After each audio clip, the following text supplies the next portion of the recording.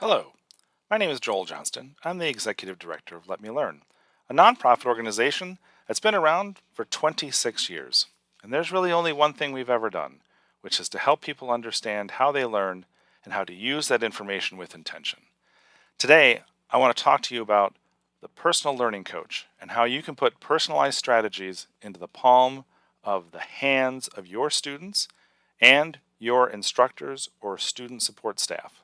You can expect to identify the problem of students' failure to connect to learning, to discover your learning processes, to connect to your personalized strategies, then understanding why this even matters, and then learning a little bit where Let Me Learn has made a difference. Students' failure to connect occurs when academic instruction does not connect to the student as a learner, or that student support does not connect to the student as a learner, or that students themselves don't connect to the work of college as learners. At Let Me Learn, we help instructors and tutors and coaches connect to their students by solving that basic question. How do we learn? Everyone has a brain. It is an organ. It needs to be watered and fed and rested. And your brain receives information called stimuli through only 5 ways, through your senses. And then your brain processes the stimuli and sends it to your mind through 4 filters. At Let Me Learn, we call these filters learning patterns, and they're named after the work they do. So sequence brings order to your life, precision brings information to your life, technical reasoning brings problem solving to your life, and confluence brings change and new chances to your life. But your mind is made up of human consciousness. It has no physical presence, so it can't be seen. And your mind, however, does amazing things because it makes it possible for you to think, to take action, and develop feelings about what you are experiencing. Now, if we were to take any one of these filters, these patterns, and splice them, this is what we would see. We would see 3 little voices: thoughts, actions, and feelings. And this is what we call the crankshaft of motivation. When your thoughts and actions work together, you have an informed effort. And when your actions and feelings work together, you have an engaged effort. And when your thoughts and your feelings are working together, you have a reflective effort. And so when you look at all 4 patterns and all 3 voices within each pattern, you have metacognitive chatter.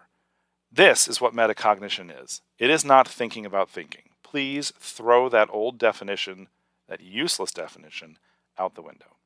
You have 12 voices, and they talk to each other all the time. And depending on how you use each pattern, some patterns have louder voices than others. But your will to learn comes from the synthesis of all 3 efforts in all 4 patterns. And it is possible to corral and channel all 12 voices. Back to your mind. So what else does your mind do? Well, it changes the stimuli into letters and numbers and braille and a lot of other symbols. And it stores this information and data into your working memory, which equips you to make decisions, complete tasks, and live successfully.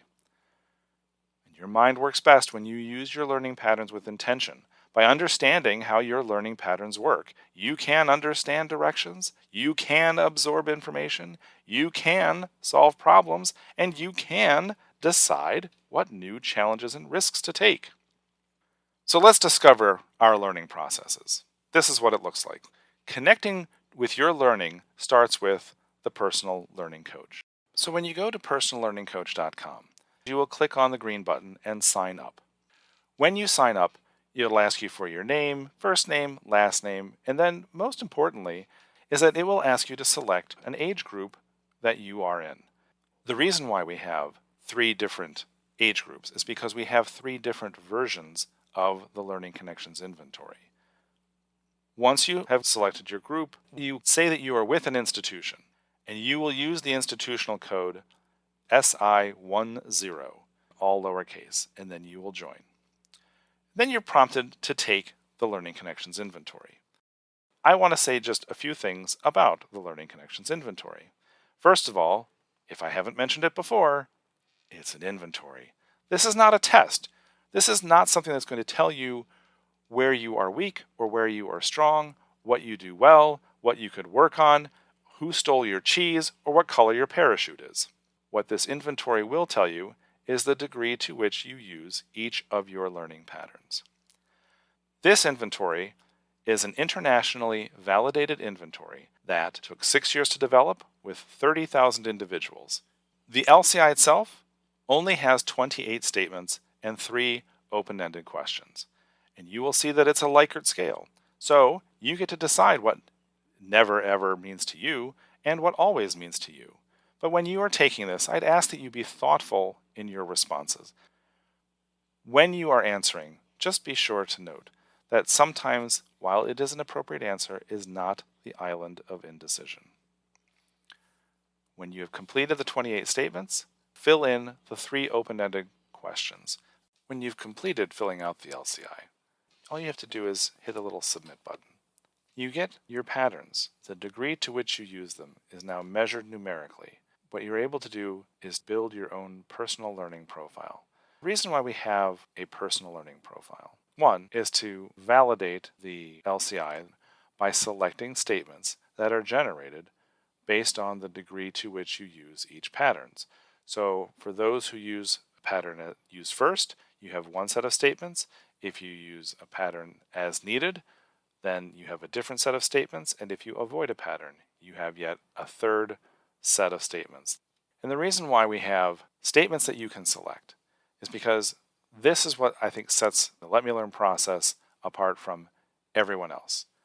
All other inventories say that they measure something, and then they tell you how you learn. And at Let Me Learn, we say, well, we can tell you how you use your learning patterns, but why don't you tell us how that works for you as a learner?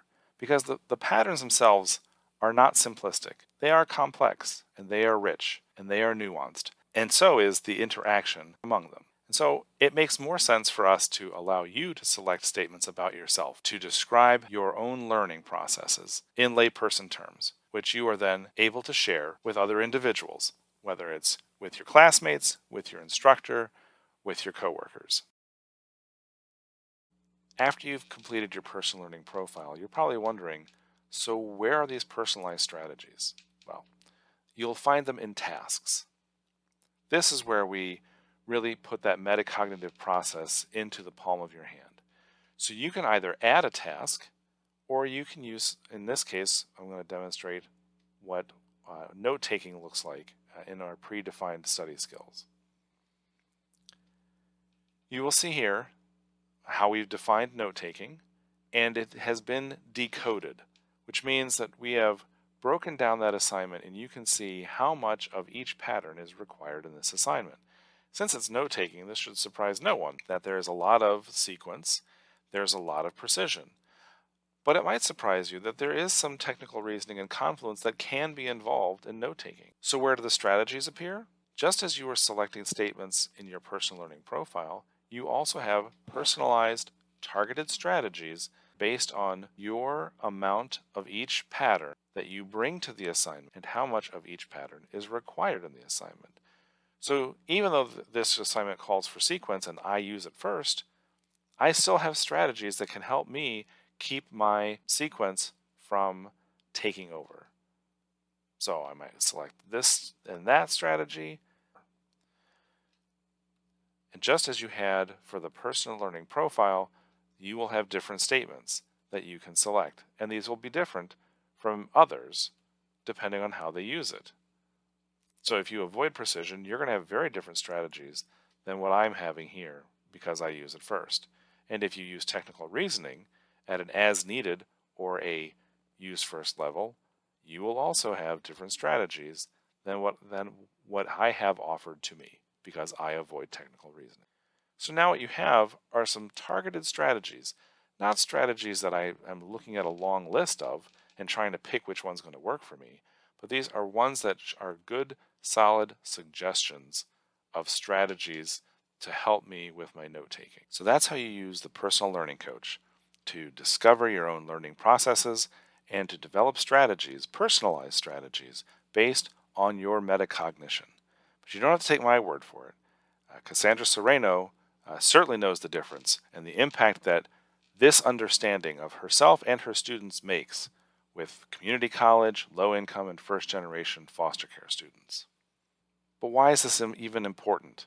How does this make a difference? Well, really, the number one reason that students struggle is because their learning pattern combination does not connect in the same manner as their instructor or their tutor or their coach. And that can result in student confusion and misunderstanding, miscommunication, frustration, and even student shutdown. So let's take a look at what this looks like when we're talking about supplemental instruction. Here is a community college, Alvin Community College, just outside of Houston, and they have a math success center. So here's the average use of sequence for the student body, and then what does this look like in comparison to an instructor? So here you see that their sequence, they are on average a use first sequence, and their instructor, however, is almost avoiding sequence. But what does that mean in practical terms? Well, it means that the students actually want structure and consistency, but the instructor is really going to find it challenging to provide that structure or even stay on course. He may write a syllabus, but adhering to the syllabus is really not in his wheelhouse. And the students are also going to want examples before trying something new. And this instructor really does not want to use examples because he sees that as a crutch instead of something that the students themselves can use to rehearse before they feel comfortable moving on to something new and something on their own. When you're looking at the precision, again, the student body is high end of as needed for precision, and the instructor definitely uses it first. So the instructor can overwhelm students with information. So he may need to know to kind of pare that down just a little bit. But again, it's the student body's responsibility to forge their precision and kind of rise to the occasion. When we're looking at technical reasoning, student body uses technical reasoning at the high end of as needed, and the instructor uses it at a use first level. So really, they can both relate to having purposeful, relevant activities in the math class. But when it comes to Confluence, boy, this is another disconnect because the students really use it as needed, and the instructor uses it first. So he always wants to try something new, and the students are not that interested in jumping into something new unless they are able to have an example, and that comes out of their sequence. Having an example helps them take that risk to trying something new. That's that metacognitive chatter among the patterns. So where has Let Me Learn itself made a difference? Well, we are in, or have been in, 42 community colleges and universities on 4 different continents. And we are used in 8 TRIO and 4 student support programs. We have been used in 80 K through 12 schools, but we've also been working with Maryland's Department of Labor and their adult literacy program. We have a lab school, a public charter school in Vineland, New Jersey, where we have 228 students from kindergarten through 5th grade. And then we have worked extensively with state and county workforce development programs over the last 10 years. But that's not the only place. We've also been working with the European Union to help acculturate immigrants into their new society. And we have also worked with corporations like DuPont, Playmobil, Adobe, and iMotions in helping them either retrain employees or to help build effective teams. If you have any questions, feel free to contact me. You can see my email address there, my phone number, send me a message. Be happy to set up a time to do a demonstration, to talk with you, to learn more about the work that you're doing so that we can see how Let Me Learn and personalized learning can fit into your program. Thank you.